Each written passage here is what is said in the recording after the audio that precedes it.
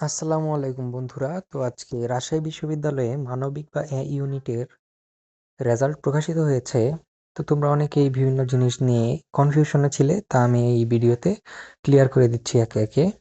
তো প্রথমেই বলে রাখি, এখানে কিন্তু সায়েন্স, আর্টস, কমার্স সকল বিভাগের শিক্ষার্থীরাই পরীক্ষা দিয়েছো, কিন্তু কোনো বিভাগের জন্য আলাদা আলাদা সিট সংখ্যা বরাদ্দ ছিল না। সকলের জন্য সেম মেরিট দিয়েছে, অর্থাৎ যে নাম্বার বেশি পেয়েছো সেই মেরিটে এসেছো। আরেকটা কথা বলি, 2 শিফটে পরীক্ষা হয়েছিল, সকালে এবং বিকেলে, এবং 2 শিফটের রেজাল্ট আলাদা আলাদা প্রকাশ করা হয়েছে। তো তোমরা যদি দেখো, কারোর রেজাল্ট এসেছে 56 মার্ক এবং কারো এসেছে 54, তারপরেও দেখা গেছে যে 54 মার্কে তোমার যে আগে চলে গেছে তার মেরিট, তাতে বিভ্রান্ত হওয়ার কোনো কিছু নেই। তো আরেকটা জিনিস বলে রাখি, কত মার্ক বা কত মেরিট পর্যন্ত টানতে পারে, এটা নিয়ে অনেকের মাঝেই একটা কনফিউশন দেখা গেছে বা জিজ্ঞাসা দেখা গেছে। তো বলে রাখি, রাজশাহী বিশ্ববিদ্যালয়ে প্রতি শিফটের জন্য সিট বরাদ্দ থাকে 900 থেকে 930টা। এর মাঝে অনেক স্টুডেন্ট ঢাকা বা চট্টগ্রাম, জগন্নাথ, জাহাঙ্গীরনগর বিভিন্ন বিশ্ববিদ্যালয়ে চলে যায়। এর ফলে অনেকেই ভর্তি হয় না, সুতরাং সিট খালি হয়।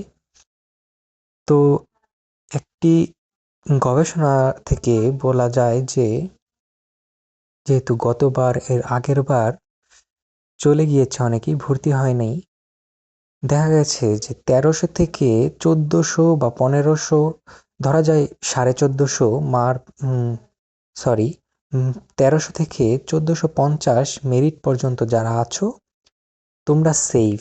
অর্থাৎ তোমরা যে কোনো একটা সাবজেক্ট পেয়ে যাবে। যেমন শেষের দিকের সাবজেক্ট আছে উর্দু, সংস্কৃত, হ্যাঁ, এরকম সাবজেক্ট যেগুলো আছে ওইগুলো থেকে একটি সাবজেক্ট তোমরা আশা করতে পারো। তো মাদ্রাসা ব্যাকগ্রাউন্ডের জন্য ইসলামিক স্টাডিজ নামে আরেকটি বিষয় আছে এবং তাদের অগ্রাধিকার আছে কিছু বিষয়ে। তাদের জন্য কিন্তু সেফ জোনটা 2500 থেকে 3000 পর্যন্ত যায়। এটা আরেকটি তাদের জন্য বড় সুযোগ। তো এই ছিল আমার আজকের ভিডিও।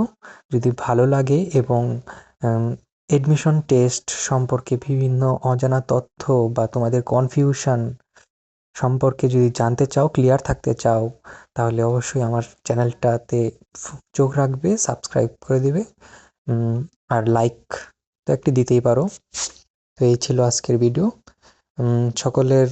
সকলকে কংগ্রাচুলেশনস, যারা এই মেরিটের ভিতরে এসেছো এবং যারা এখনো মেরিটের ভিতরে আসতে পারোনি, তাদেরকে পরবর্তীতে বিভিন্ন পরীক্ষা আছে, যেমন গুচ্ছ, জগন্নাথ বিশ্ববিদ্যালয়ের একটি ইউনিট ফাঁকা আছে, সেগুলোতে ভালো করার জন্য অনেক অনেক দোয়া রইল, এবং আশা রাখছি তোমরা ভেঙে পড়বে না এবং নিজেদের পড়াশোনা চালিয়ে যাবে।